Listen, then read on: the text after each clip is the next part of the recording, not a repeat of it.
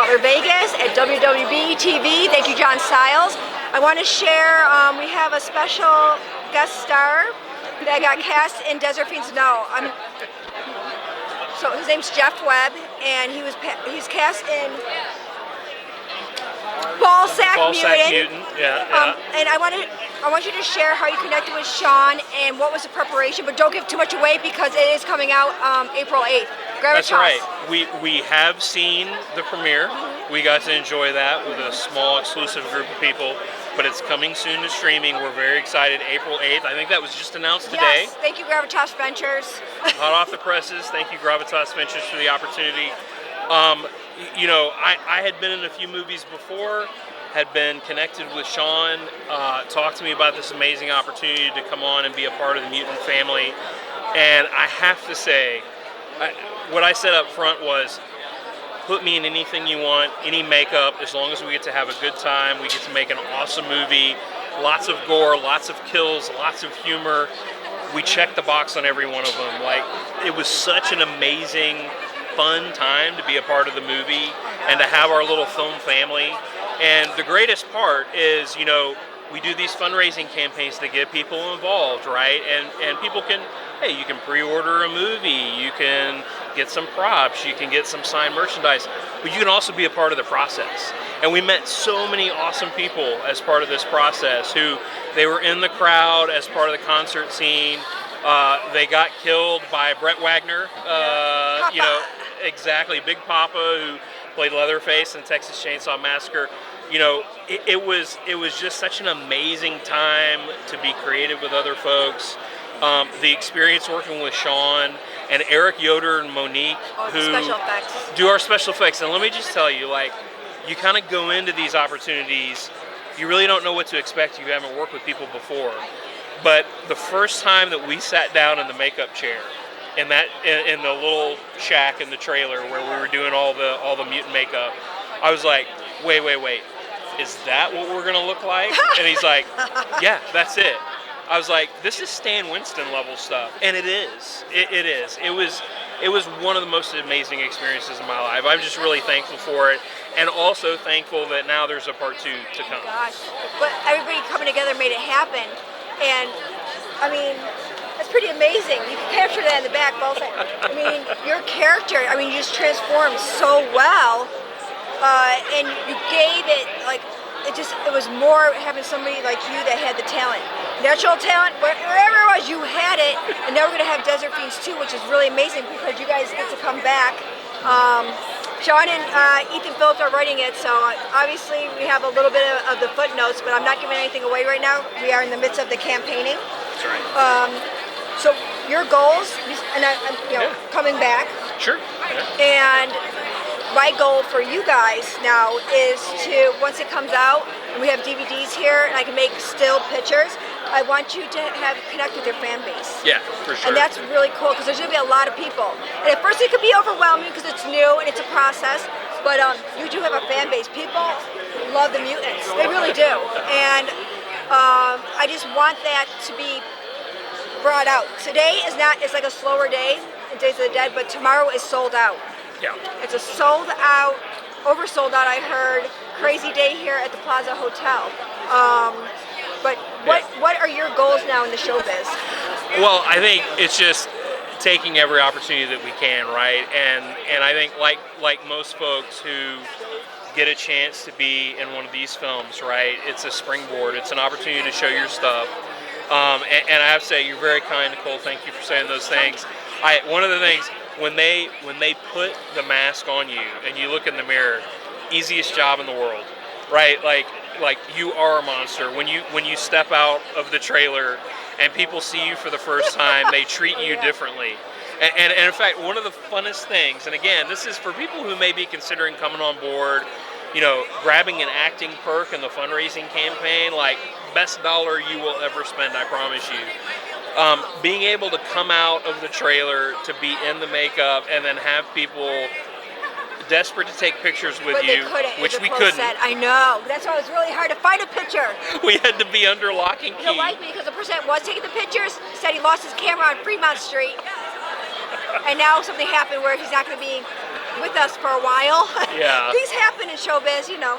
So also besides Desert Fiends, you also were in Skate to Hell, which we're gonna have we're looking at red carpet event in October, which we'll have the party buses, and we'll probably go to Freakin' Brothers Haunted Houses because that's my favorite haunt.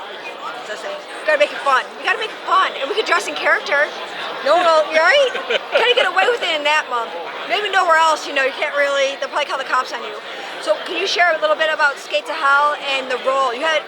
You had the same role, but two different looks. You can give a little bit, yeah. That's right. Yeah, like just giving away just a tad. I remember when Sean Phillips, who directed the movie and co-wrote it, he was talking about his vision, and one of the movies that he mentioned was Stay Tuned, which is a movie from the 90s with John Ritter. Oh my gosh, we love that. It's so creative. Which I love, right? So when he started talking about that, I was like, oh man, I'm on board. Love the comedy, love sort of the take on hell. This one, so much gore, so much comedy, and again, as you mentioned, get to play a dual role. Myself and Zach, one of my friends who's been acting in these movies as well, we get to play the devil's assistants. And so there's one look when we're in hell, and then there's another look when we're on the surface. We have to go incognito. Why? Well, we're the devil's. Yeah, the devil's looking for somebody, and we can't freak anybody out, right? We have to look like a poor schlub, like I look normally, not all the cool makeup. But I do have to say, without naming names, I think I took inspiration from a particular serial killer, and I think that Why can't we name it? Well, I don't know. Maybe the family might sue or something. I don't know. Well, but hey, to be inspired is different. Sure. I think being inspired by someone who liked to clown around and maybe hide some bodies in his basement, something like that. And so, Jeffrey? Yeah, it's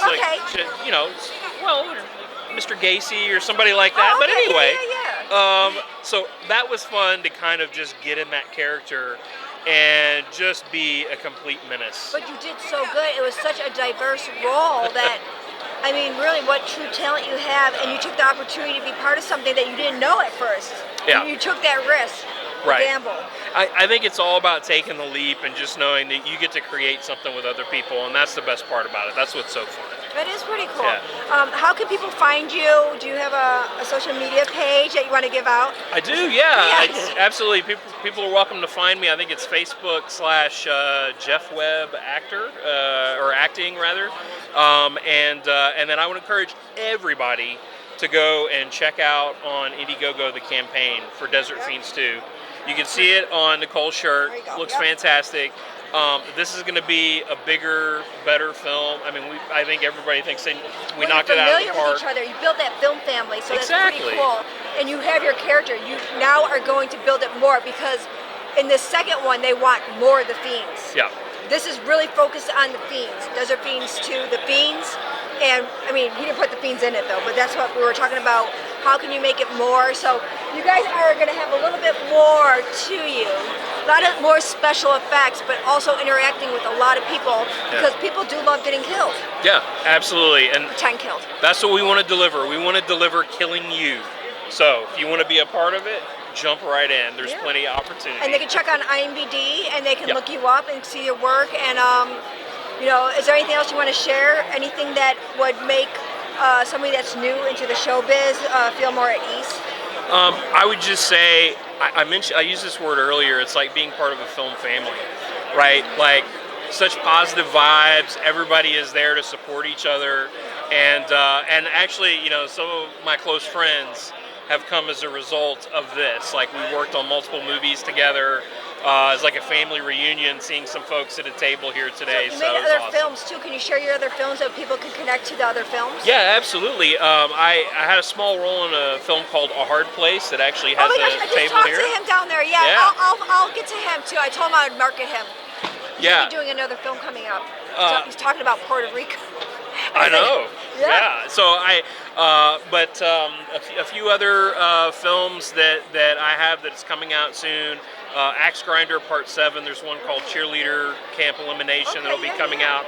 So, as you well know, Release dates can be a little tricky sometimes. They can Yeah, shift. they changed it. But yeah, so I'm looking forward. I think there'll be 5 films that I've been a part of that'll be released this year. So I'm super excited. Congratulations, you've been busy. Yeah, and very excited about Desert Fiends and Skate Oh my to Hell gosh, for I am sure. too, because that's going to be some big stuff, and I Yeah. think the playing field is going to open up to more opportunities. Yeah. But I can't give away too much now because we're being recorded here. But I just want to say thank you, Jeff Webb. Check him out. Desert Fiends releases April 8th. There's opportunities to be in Desert Fiends 2. Maybe there'll be a Perkin. Ballsack Mutant, Jeff Webb, will maybe come after you. Maybe have a not so happy ending. Oh, you got that, I know, right? I'm saving this for you. Yeah. Special perk.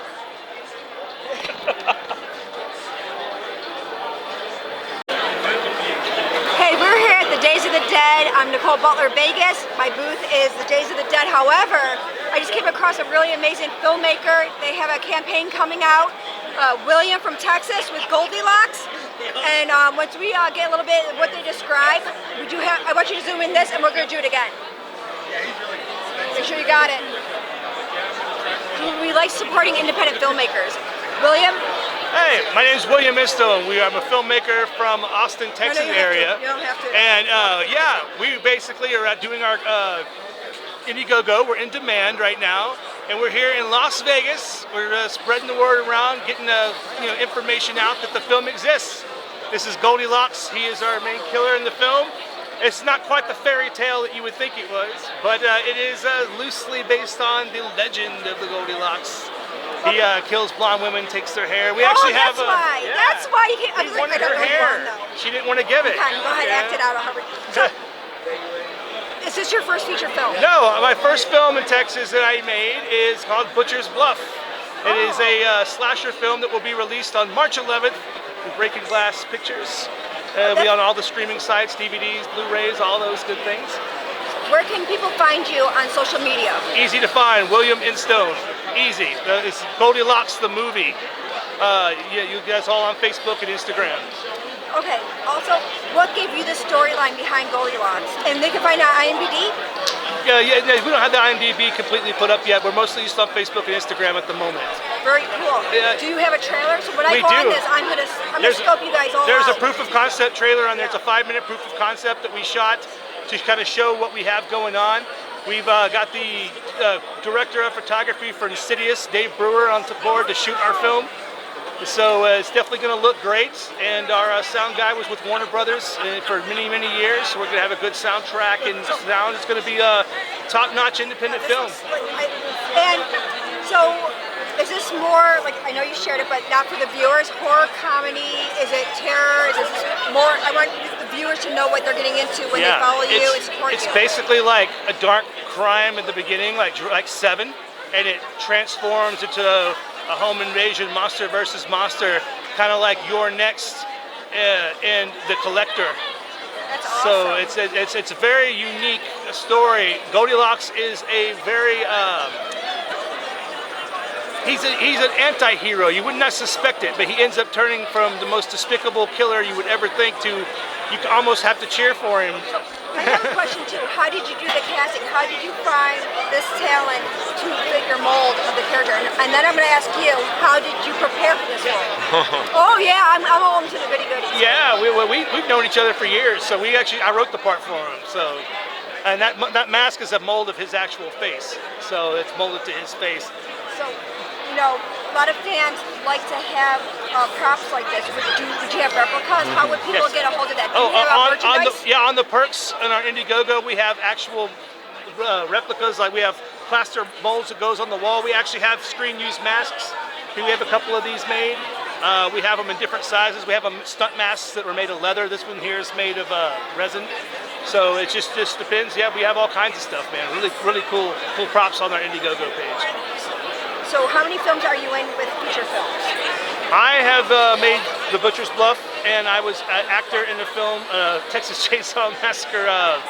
It was a prequel fan film on YouTube called The Sawyer Massacre. And I know him. I was Steve Merlo. That's right, Steve Merlo. I had Alexi. Steve Merlo. Lexi Graves is our main actress in this film. That's her right there. If you see in the knife, that's Lexi Graves. That is? Oh, yeah, Lexi can we Graves. do another? Can you just do it closer? Ah, look at that. Let's do it. You know Lexi Graves. She's Creepy.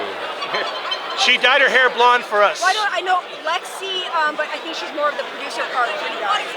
Over Steve Merlo.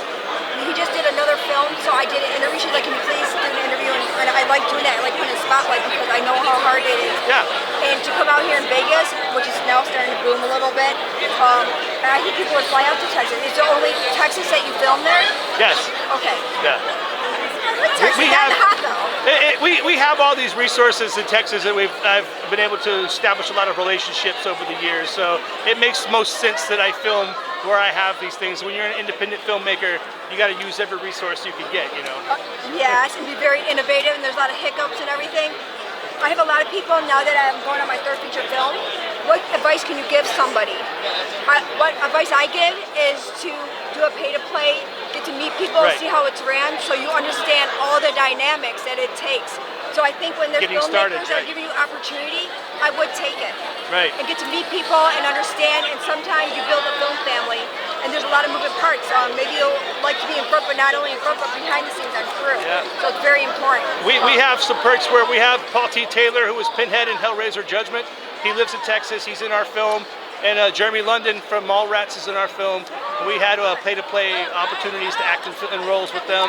We also have Lenora Sceffo from Scream. So this is still going on where people can actually buy perks. You can buy perks still. We're in demand right now. If you still want to back us, you can back us. So you know what they love the most that I found out? They love to get pretend killed.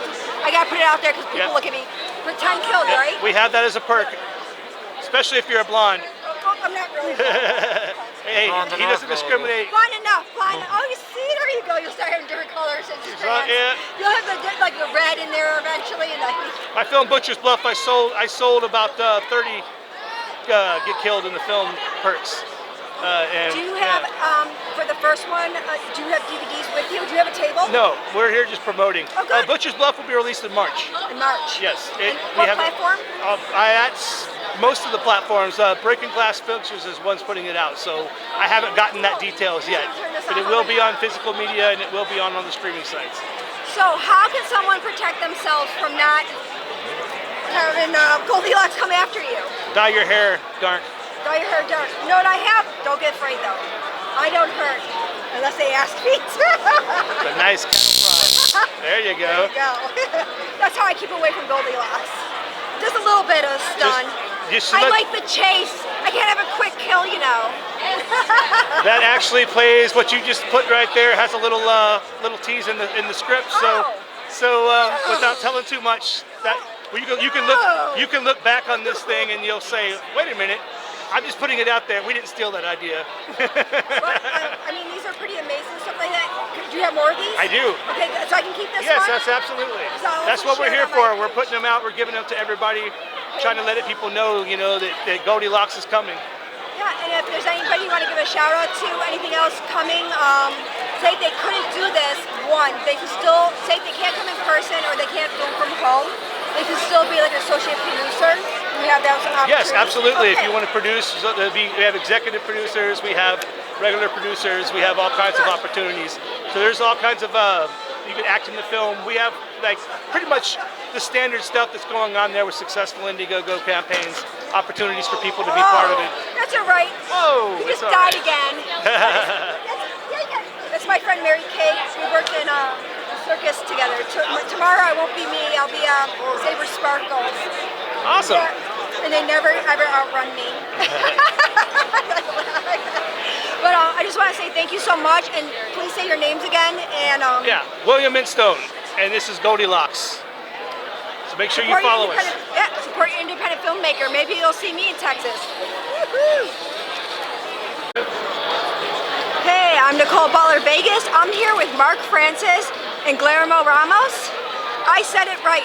I just want to let you know, I met them on the Calm Motel set. Not you though, I'm lying. Mark Francis, very talented, very put together. We're at the Days of the Dead, and I want to talk about his filmmaking. And you're from Florida, so you came all the way out from Florida. Yeah, we wanted to get into this event to start promoting the company more. You know, we're still very, very new. I was an actor for a lot of years, did a lot of mainstream films like Babylon with Brad Pitt and Margot Robbie. Judas and the Black Messiah, my gosh, Cherry with Tom Holland. I mean, lots of different stuff, but I focused on, because of the long hair and the tattoos, bad guy roles. Biker, hitman, drug dealer. You know, when I was growing up, the old spaghetti westerns always had this guy named Lee Van Cleef. Do you remember him? He was always the man in black. Whenever you saw Lee Van Cleef's name pop up on the screen, you knew he was going to be the bad guy. And that's what I wanted to do, was focus more on bad guy roles. You know, there's 10,000 actors in the database. 4 of them have long hair and the other 2 are ugly. So I was thinking, you know, look, you know, I'm not going to go out for the role of a cop or a corrupt lawyer or something. I've got to focus and kind of pigeonhole myself, but do it in a way where artistically I feel I could be creative too. And sometimes that's a little bit difficult, but I had a lot of fun with that, but it was always my dream to work more on horror films and start my own company. Okay, now that he mentioned some of this, what is your company? Scared to Death Films. Our worldwide website's www.scaredtodeathfilms.com, and we are focusing on some things that I think are lacking in a lot of modern horror, Nicole. Where's your story? You know, a killer kills for a reason. Blood and guts are fine and dandy, but when you think of some of the great horror films like the first Poltergeist, if you remember the movie Ghost Story with Fred Astaire and John Houseman, what a great film. And it didn't really scare the shit out of you until she comes down the stairs at the end with that face and the guy's laying there with the broken legs like, what's he going to do to her? It was great stories, great writing, all the old Hammer films. Blood and Guts are great, but where's your story? And you know, Guillermo and I talk about this a lot when we go on a lot of the Facebook groups and that thing they call your feed. And you go through there and there's 180 independent horror films being made right now. What's Scared to Death Films going to do differently that's going to make us stand out? How can we be better? How can we be different than the next guy that's just making, you know, Death Camp 5 and, you know, Murder Forest 4? Who's going to want to rent it for what? You know, it's very difficult to come up with a new Art the Clown. It's difficult to come up with a Michael Myers or a new character that the public can latch onto that looks good on a t-shirt or a coffee mug. But you came up with something. We've got some cool things that we're doing. I was an artifact collector. I've written 13 books total. Oh. Where can I find those books? All over the place. The last 4 I did were on Native American weapons. At one time I had the largest collection of tomahawks and war clubs in the world. All authentic stuff from the 17 and 1800s, and wrote 4 books on the subject. And I started collecting other rare antiquities and rare things, and one of the things I've got Mayan artifacts, pre-Columbian art, all kind of crazy things. I have like a home museum in my house. Incorporate what you collect into your films. I did that in A Vampire's Kiss. I own Stephen Huebner's skull. You can actually Google him, and a lot of people know I have the skull. I've been offered a lot of money and I won't sell it. I can tell you that the fangs are not glued in. I can't say that vampires are real, but the fangs could be a biological abnormality. But I had it x-rayed 20 years ago when I bought it, but you can Google Stephen Huebner. He was known as the Vampire of Trotnov, which was in Hungary, or Czechoslovakia, Hungary back then. And in 1567, on his deathbed, he allegedly made a pact with the devil. He arose from the grave, supposedly, and built up a following of 12, and they were killing women, children, livestock, and the local mob and the village priests got together and burned him at the stake, chopped off his head, dipped it in acid, and it remained in the bottom of a Catholic church in an iron strongbox until 1990, when the church burned to the ground. This part of the story is all true. That much we do know is true now. Whether he was really a vampire, we don't know, but they did murder him, and they did kill him. And I own his skull. I bought it from an archaeologist that was in his 80s, 20 years ago, that I became friends with in the artifact community. So I always wanted to do a movie about the skull itself. So the skull is the center of our story. But did you drink from it? No. Oh, yeah, that's what Susie mentioned. She had a little skull. I'm like, did you drink from it? I won't go that far, Oh. but I always wanted to do a story about the skull. So the story we came up with in A Vampire's Kiss is very unique. It takes place in southern Florida. We didn't need a lot of blood and guts because it's more about the story of the daddy and the little girl. It's on our YouTube channel right now. I put it up at Christmas so my dad could see it. We yanked it back down because we're going to make a couple final edits and cuts. We're very proud that Seth Sclary from Children Shouldn't Play with Dead Things is going to do some of the reshoots in the beginning of the movie for us. And I was a big fan of that film when I was growing up. It's kind of a cult classic that even horror fans, many don't know about the film. I saw it. I liked it. He was Orville, the zombie. And so to have a chance to work with Seth, 40 years later is really kind of gives you the creeps. Like talking to Bill. Bill's going to do our movie Southern Death Cult, and I'm going to cut off. You got Bill? I'm going to cut off all his fingers and chop his teeth out of his mouth with pliers, and we're going to do all kind of rotten things to him. So we're trying to do some things, Nicole, a little bit different than a lot of the other. People do spin-offs and stuff, but if you can be creative, people love that too, because then you can have a franchise that way. Right. Which is very unique, and people love that because then you build that fan base. And I know Guillermo, I got to meet him from our first set, and I know he's a vampire. How did he become a vampire out of any role he could have? I'll tell you what, when I was thinking about A Vampire's Kiss, my goal was to do exactly what we did. We got certified by the American Horror Movie Association as having won more awards for any horror short in film history. We've won over 350 awards now. Best actor, best director, best cinematography, I mean all of them. Best supporting. Even little Bryn, the 10-year-old that plays my daughter, won Best Young Actress 5 times. And Guillermo won 5 Best Actor awards, and he didn't even speak in the movie, but in a short you can do that. But he did really good with storytelling of what his facial expressions and playing Stephen Hubner in the beginning of the film. Guillermo and I became friends when we were doing a fan film up in New York State about a year and a half ago. And we all became good friends. Give a shout out to them. Yeah. It was a difficult shoot. But we all came together and did our best to make it as best of a movie as we could do. So I knew that I wanted to work with Guillermo. We stayed in touch and we were talking a lot and became friends. And I think that Guillermo has a lot more talent to offer than he believes in himself. I see a lot of talent there. He's a hell of a good guy. We've become great friends. He's great people. And I'm going to use him in everything. So I started specifically writing parts for him, and he's going to be in Fear of the Fouke Monster, and he's going to be in Southern Death Cult, and Animals, and we're looking forward to doing those films this year. I had a health scare. I had a stroke 5 months ago and almost died. See, I didn't really realize that because I then heard right after Clown Motel. Yeah, but I didn't know, because I didn't know you that well, because I was hiding in the car because it was hot. Don't film anything outside in the heat of Vegas. Yeah. Please don't. Yeah. Well, you remember the scene where she was hitting me with the baseball bat. No, I was okay. out there. I was on the ground. I mean, they pulled gravel out of my ear. So she scraped some of the desert floor when she was beating me with the fake baseball bat. And I thought it was vertigo. The first couple days after we were done, I stayed in Vegas and we went out to eat. And I said to him, I don't feel right. My balance is off. I got back to Florida, got home, and I thought, wait a minute, vertigo. Mom had that 30 years ago, and it was an inner ear infection. Went to the doctor. They pulled gravel out of my ear and said, what the hell is this?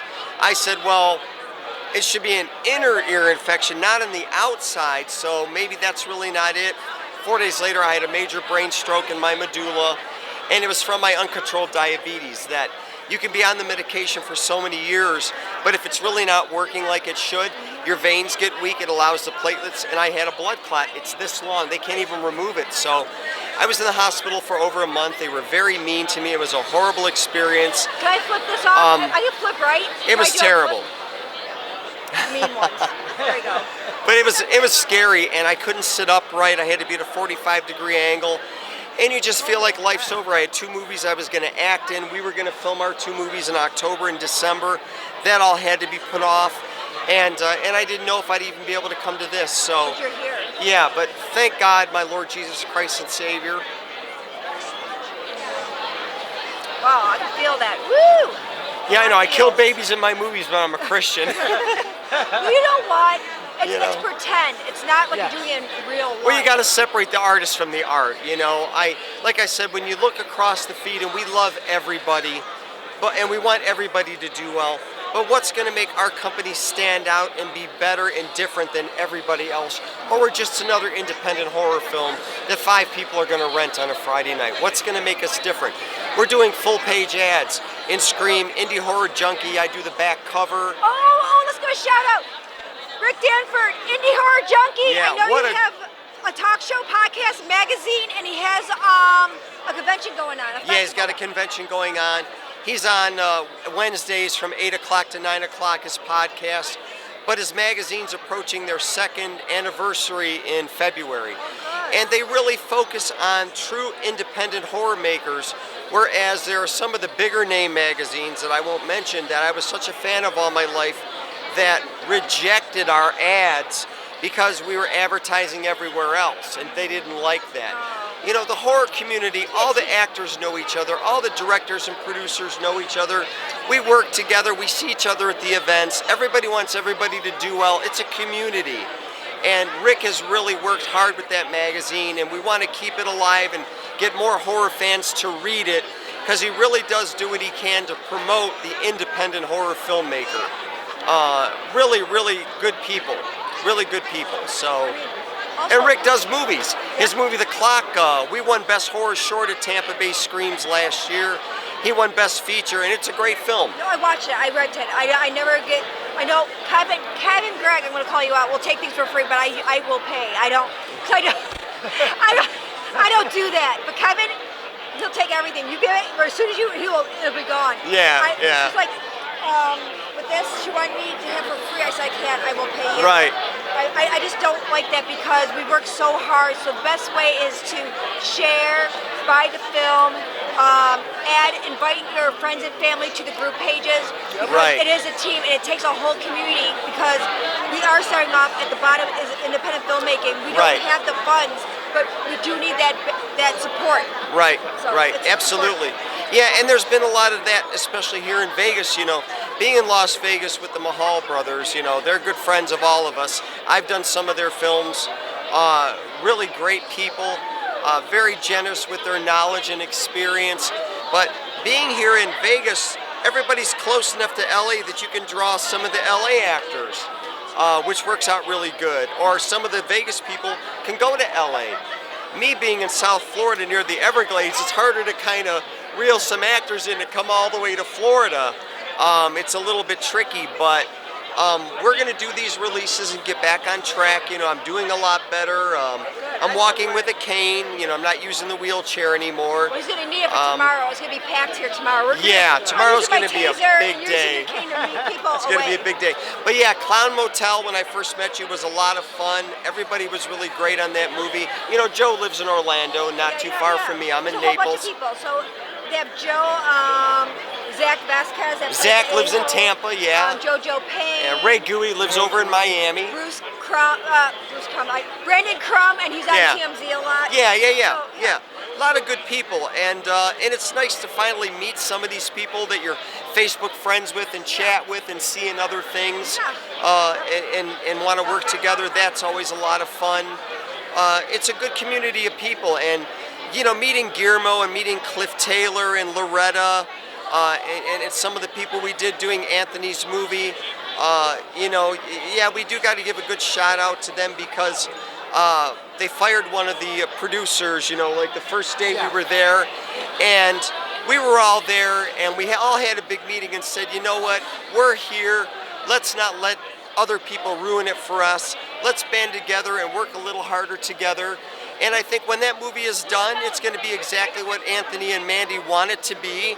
They're very creative people. They're very talented. And I think that what they're going to do is going to be pretty cool. And we all got to meet, up there working with them, which was really cool. And then, 5 of them I used in my movie, which was nice. Little Bryn is a darling. She's 10 years old. And we're going to use her in everything we can. And we're going to kill her in every movie, too. That makes it We're going to kill her in fun. the Falk Monster movie. We're going to kill her in Southern Death Cult. Animal. Animals, I Drown her. Do you give people opportunities to be in your film? campaigning, Yes, say you they know, don't have the thing for me is I'm going to be starting the Indiegogo campaign for the Falk Monster movie probably next week after I get home. If I don't raise any money, I'll just pay for it myself like I did the vampire movie. But once you show that you do stuff and you have credible people that have worked with you, Yeah. I think it makes it Yeah. easier. I've got some perk rolls in there and some things. I've never really done it before. I don't really need to do it, you know. The movies are going to be expensive. Because sometimes you form that circle and then Right. everybody gets pushed out. Right. So I really do like the Indiegogo where people can be part of it. Exactly, exactly. Yeah, there are people out there that say you should never buy a perk roll, and I don't agree with that. You're going to pay one way or another. I'm going to tell you, Right. you're going to pay in acting classes, which I had somebody tell me I should be acting for a whole year. I would have missed out on so many opportunities. Right, right. What else is there? Well, plus you can be, you know, sometimes those perk rolls offer you the opportunity to be in a scene with a major celebrity star That's that true. otherwise would have took you years to get that opportunity. If If ever, right. So you have to be set. Like I got like a dialogue, and they took it away because I was non-union. I have nothing to fight. So when you're Right. sad, you do have union. I'm like, got Right. it now. Just good luck. Don't Yeah, take anything away exactly. from me. But Yeah. you have that opportunity. right, yeah. So a lot of the Indiegogo stuff, I think it serves a really good, important purpose for it. And That's how I started my career. that's exactly what Guillermo did. Yeah. How'd you start your career, Guillermo? It was Indiegogo, Desert Fiends, my first movie with the wonderful Nicole and Sean. They were awesome, the great director and producer. They're the best duo that I've met. Yeah. And they take care of their actors, As much as just I like can. Mark does. And so And we become a family. On but set. that was my very first one I ever put together. I didn't know too well, but I was on set, so I did know there was paperwork, and you had to have enough food, Right. and you had to have insurance, LLCs. There's a whole process. Oh, A lot of yeah, moving pieces. yeah. And being on a small budget, I wore a lot of hats, so I was serving food, and Bileen's like, "Did you become the producer is serving food?" I was like, I Right, take out right. garbage. How could I have somebody else do it if I don't do it? Yeah, That's not fair. yeah. There's a lot of things that people don't realize that go into making a film, whether it's a 5-minute film short or a feature-length film. When we were doing the vampire movie, there's I don't want to give too much away about it, but there's a certain scene where when she comes back from the dead, obviously what I tried to do didn't get her, but she's back. It was a dry bite. She didn't get envenomated. Okay, great. She's supposed to say, "Daddy, can I have some cookies?" I said, "Cut." I said, "Guillermo, Ruben, I don't keep cookies and milk in this house. Is Publix still open?" "No, it's 11:30. Shit. How are we going to get any cookies and milk?" Well, somebody the day before had bought some cupcakes, and there was one left. I said, "We're going to change the script where she says, 'Daddy, can I have a cupcake?'" Because I don't have any but the things that you forget about. I forgot to order the torch fluid for the village But mob, that's why you you know. have to help other people because you're too busy directing or Right, writing. You can't right. do all that. And then Somebody I'm else has to acting do in it. them as You well, can't. which even It's makes it more. impossible. And then I blow out my voice, you know. That's why I have my cough drops now because Right. you talk a lot. Yeah. With me working with Nicole, I have learned how to be a producer. Right. I have Right. learned how to work I don't know if it's behind really the from scenes. me, but probably from Mark Francis. But I just thought- let me tell you That's something. where You I started. but With you. on Clown Motel, I watched you and you worked your ass off. no, that was like mild. But- I was in a clown makeup. I But couldn't- you were encouraging all of the other actors and actresses. You were very supportive of everybody. You were a sweetheart to your husband. You did whatever needed to be done. You were more, it seemed, I said to Guillermo, she seems like she's more concerned about making sure everybody else is cool and not too hot and well-fed and well-thirsted and everything else than herself. You were running your ass off at that Could be movie. a mom thing. Well, Like a but it mom. really impressed me, Nicole. Thank you. It really impressed me a lot watching the way you acted on that Well, I movie do set. care. So if there's like, hey Nicole, this is going on, And say it you made couldn't it fix fun. yourself, say if you had something with somebody and Right. you couldn't fix it, I'm coming for them. Right. I will come for them in every angle, everything. Right. If they're doing you wrong or they're trying to take from you. Right, The thing is, if I don't know, I can't. right, And right. if it's too little, too late, sometimes it could be like a year later. Like you're telling me a year later, right? Well, So, yeah. some of these guys were all shocked because when I said to them, I will pay you for doing the movie, I will pay your airfare, I will pay your lodging, and I will feed you. Well, 'cause there's a difference. Their jaws dropped So because they casting's couldn't different believe though it. than perks. A perk Yeah. card usually pays for their transportation, Right, lodging. right, But when right. you're cast, that's Yeah. different, and it Yeah, gets covered. they I just were wanted they to were be clear. shocked, Yeah. and then I followed through. I brought them all in, at my own expense. I want to treat my actors the way I would like to be treated. Oh, no, I've done background roles where I was treated better than a speaking role. Where you go, wow, I mean, some sets I've been on, it's been shocking. But it's Me been too. cool to be on certain sets with like the Russo brothers. When they say cut, everybody's, doing this, playing with their phones. Well, I want to know why they said cut. Well, maybe there's a glare off of Tom Holland's forehead that they've got to adjust the lighting for the next hour and a half. I like watching the process of movie making. If Scorsese on Killers would say cut, or Damien Chazelle when we were doing Babylon would say cut. I want to know why did we stop? What's the problem? I liked learning that process of filmmaking. And the only way you can really do that is you have to be there and pay attention, Because you want to know the process, and you want to know every set runs a little differently, so you put more tools Right. in the toolbox. Right, And right. then it helps you on your set because Right. you want to build your craft. Right. You want to be more efficient, and you want to make sure that however you got treated or mistreated, you don't Right. want that to ever Right. happen. So I'm very Exactly. particular on that. I do want to have you guys give your social media and how they can one more time because I got it. Yep. You go right ahead, buddy. I'm Guillermo T. Ramos. I have IMDb. Social media is Facebook. Same thing, Guillermo T. Ramos. My email is cobra89121@yahoo.com.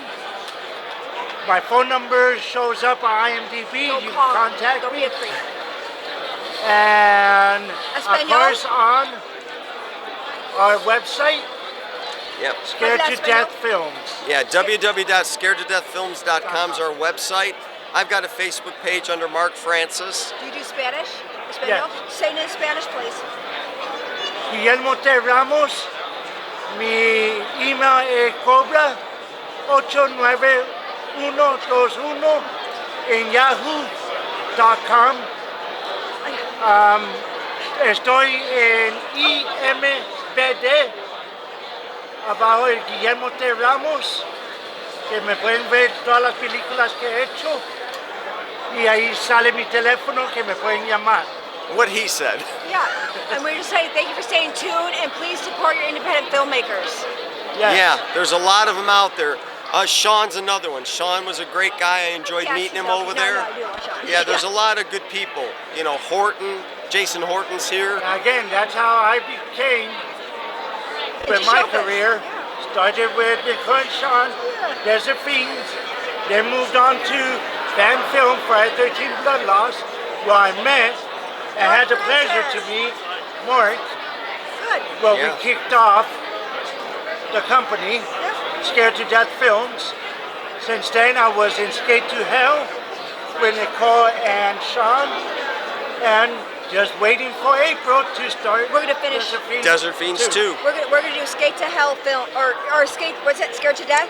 Scared to Death Ready? Films. Yeah. All together. 1, 2, 3. Scared to Death Films.